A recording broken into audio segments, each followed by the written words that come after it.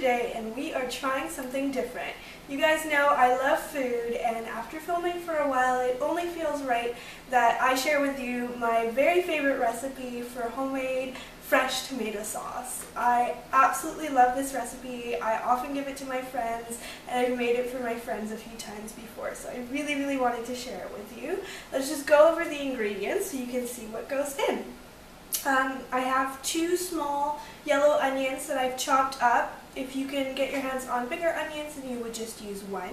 Then I have 2 dozen Roma tomatoes. I really like Roma tomatoes because they don't have too much water and they still have quite a lot of flavors. If you have access to vine tomatoes or any other type of tomato that is your favorite, then of course you should use that. And when I chopped those up coarsely and added those to the onions, I removed the very inside core, which is a little bit tough, but left most of the seeds because I really like tomato seeds. I feel like it just adds to the homemade feel of the sauce, but if you have something against them, then take them out.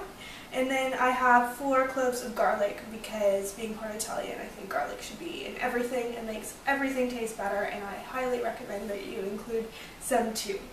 So now I'm just going to add a little bit of salt, just a sprinkle, and fresh black pepper,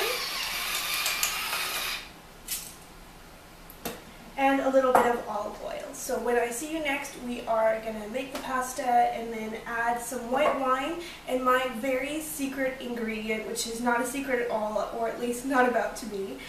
It's kind of a neat thing because when I first made this recipe, I knew that I wanted all of the freshness of adding fresh vegetables and a lot of fresh tomatoes, but they produce a lot of juice when you cook them. So this is going to be me showing you my little trick to have a really thick, velvety, just luxurious fresh tomato sauce. But it will still really stick to whatever you put it on. I'm going to put this on some Barilla pasta. This is linguine. You can use whatever floats your boat as long as you don't overcook it.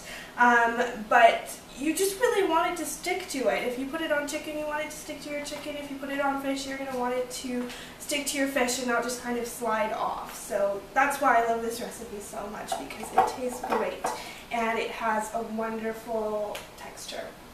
I'm just going to add a little bit of olive oil, generous tablespoon. This is really nice high quality extra virgin olive oil, and I'm using it mostly for flavor. I'm just adding a little bit more than 1 tablespoon. So I could mix this up with a spoon like a normal person, but I like to use my hands when I cook, so I'm just going to mix this up. And you can see the onions, they were just kind of underneath the tomatoes, and the garlic is already in there, and so is our salt and pepper, and of course I have to make a mess. There we go. This is nice and mixed up. My oven has been preheating to 250 degrees, and this is going to go in for about half an hour, but the first few times that you make this, kind of do it by feel. Make sure you keep an eye on them. You don't want your onions to caramelize because that will make the whole sauce too sweet. You just want everything to really melt together, all of those flavors to combine nicely, and the oven will basically create the sauce for you, and then we're just going to finish it off after. I will show you the secret ingredient. I'm going to add some shrimp because I feel like it and I like it that way, and we'll add it to our pasta, and then as well as the white wine as well. I forgot to tell you that we are going to add a little bit of turmeric to add some gorgeous yellow color. I guess it kind of is a secret ingredient as well in that it makes the sauce just look that much prettier, and it's really good for you as well. And then I like to use a little bit of paprika as well, but we will see all of that put together very soon. So we're back, and my tomatoes are just the right level of molten. They've released all of their delicious juices, and the onions are just perfect. They're not caramelized, they're just deliciously roasted. I've added it to a large saucepan that is nice and open so that everything can just finish cooking. And to that, I'm going to add my secret ingredient. This is on a 3 out of 10 for heat, by the way, so low heat. I have my water for my pasta bubbling away, so everything is strategically positioned and ready to go. And in here, this is the secret ingredient. I have a slurry of cornstarch, half a tablespoon, with just a few drops of water. And this will just thicken the sauce. You can see the tomatoes have released all of these juices and help it to really stick to that pasta once it's done. And it will just give it this really velvety texture. People will ask you how you get that velvety texture, and it's up to you to decide whether you're going to say how or not. And then I'm just going to add that in. The reason I slurried it with some water is so we don't get any clumps.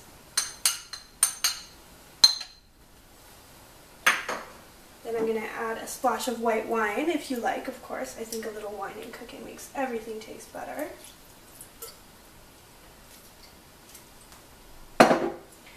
And then I really like to add just a little bit of paprika. My paprika has lost its filter, so I'm just having to measure it out by hand a little bit. And then a little bit of turmeric is really healthy for you, and it adds this beautiful golden color. It's almost otherworldly, so pretty. I'm just going to mix that together and let it warm up.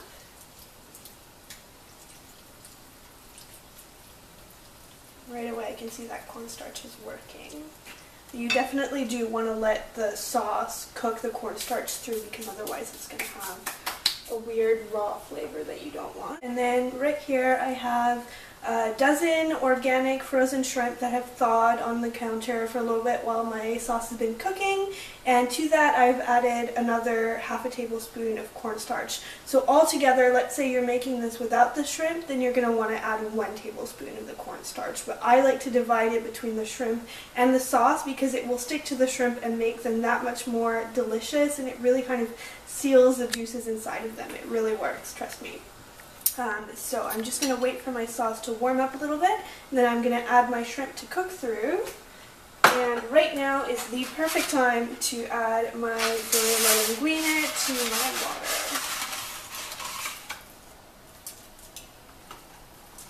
And make sure you don't overcook that pasta. So we're done. This is the finished result. What do you think? It smells absolutely delicious. You're just going to have to take my word for it or make it. Preferably make it. So I'm just going to try some pasta. So good. And here are the juicy shrimp. Look at that. You can still see the steam off of that.